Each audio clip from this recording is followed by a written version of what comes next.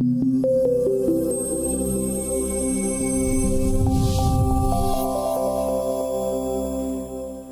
there, Troy Parsons from the Podiatry Hive. So what is culture? Culture is often defined as the way we do things around here, but it's actually more than that. It's why we do things the way we do around here, and why are we even doing them in the first place? Another way of thinking of it is, what does it mean to be human around here? So culture is something that a lot of people don't put a lot of time, energy and effort into, and it's something that I've actually started to pay particular attention to more so of late.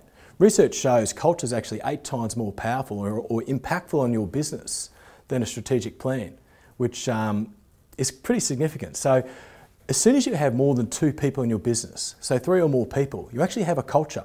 And that might be a good culture, a bad culture, or an indifferent culture. And who owns culture? We certainly don't as the business owner. Your team owns the culture. So when your team goes home at the end of the day, the culture goes with it. And we just kind of hope that the culture will show back up the next day. And we can't actually control culture. All we can do is inspire it through how we show up and how we inspire our team. So that sounds like something we'd really like to pay attention to. 8 times more powerful than a strategic plan. It's something that my business in particular, we're starting to put more and more time, energy and effort into it. We work really hard on a collaborative approach to define the values that make us who we are, that help dictate the way we communicate with each other, the way we interact with our patients, the way we interact with our referrers or even our suppliers.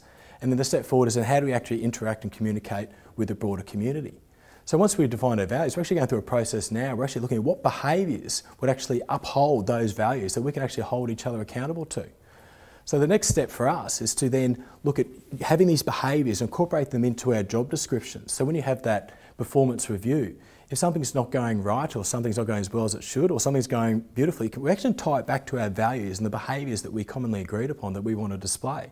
So it has that accountability between us all and makes me as accountable as the rest of the team. So as I said, 8 times more powerful than business strategy. Are you putting any time into your culture?